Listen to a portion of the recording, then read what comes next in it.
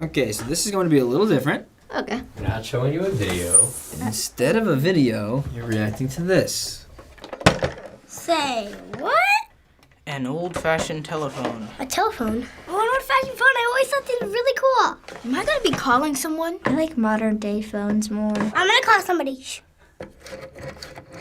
How does this even work? What is that? A phone? Old-fashioned telephone. A telephone, but it's oldish. It's not a cell phone, it's a telephone. This is like phones that my mom used when I was a kid. The first ones that Alexander Graham Bell invented. How do you guys still have this old telephone? How do you know it's a phone? Because this is what an old phone looks like. And there's toys of these. Well, there are still like house phones with this kind. Movies, my friend has one. Because I read history. Do you know what they call that type of phone? No.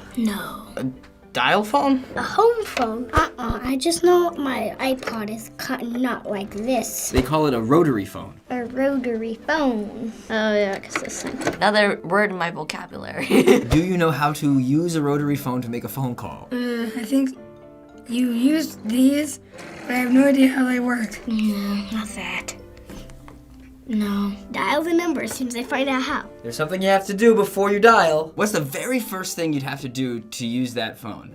I have no idea. Hello, this is Leiden, and I will be teaching you how to call on a rotary phone. Step 1.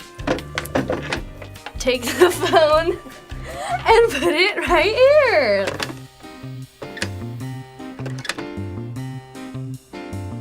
How do you even, how do you dial? If you wanted to do 3, you would put your finger in the 3, and then you would have to go over here, and then let go. And that's one number. And that's one number. Then you'd have to go 8. Oh. Whoa.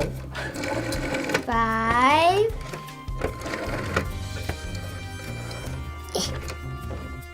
Dang it. I would not want to work these things. It's gonna take a long time.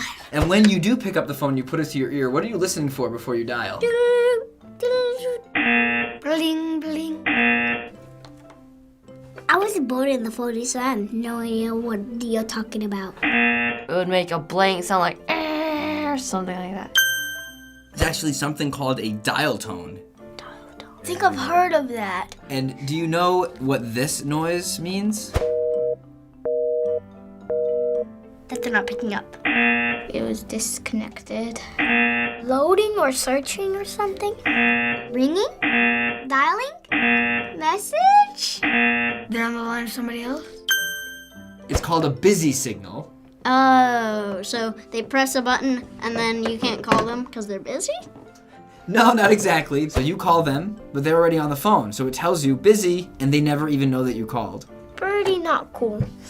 I mean, that's not fair. I don't want that phone. I want to keep my iPhone. This was awesome like 20 or 10 years ago, and look how technology advanced. Like now people don't even know what this is. Are you happy that you are living now with those types of phones, or do you wish you lived when they were those types of phones? These phones. It's easier. It just takes 2 clicks. Yeah, I'm pretty happy. Ha!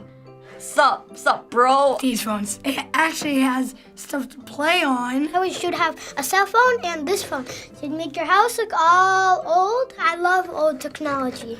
I'm a fan of classics. No, wait, I think I want to go with my phone. So maybe you've never seen one of those phones before either, and understandably so. You see, our culture has moved so fast and so far when it comes to technology that a rotary phone is such an obsolete way for us to stay in contact with one another. I mean, at this point in time, we are most connected to one another than we've ever been before. Through the internet, smartphones, social media, we can stay connected to each other better than we ever have been able to in the history of the world. But how connected are we to God? How often do we spend time in prayer? How often do we talk to God? Well, as we wrap up this series today about doing life on mission, I want to talk about the importance of prayer in that. First, prayer helps us to stay connected to God. See, as we go forward in reaching God's lost children, we have to have His heart. We have to care about what He cares about, and in order to do that, well, we're going to have to stay connected to Him. We have to pray regularly, talk with Him regularly, stay in contact with Him so that He can influence us and change our hearts to be more like Him. So do you have a regular time every day that you pray? Is it important for you every day to have some time that you connect with God? If not, what can you do to make this a regular part of your life? The other part of prayer that is important to us doing life on mission is that we can pray for our friends who are far from God. Every day we can come before God and pray that God will not only be moving in their lives, but that He'll be opening doors in our interactions with them for us to start conversations about Him. Pray that God will keep giving you opportunities to talk about Him with your friends. Pray that God will give you more chances to talk about your church and what it has meant to you in your life. We want to pray that God gives us open doors for us to walk through so that we can reach our friends who are far from Him. Prayer is important. It helps us to stay connected to God, and it helps us to be more like Him. So talk in your groups today about how you can use prayer to help you stay on mission in your life.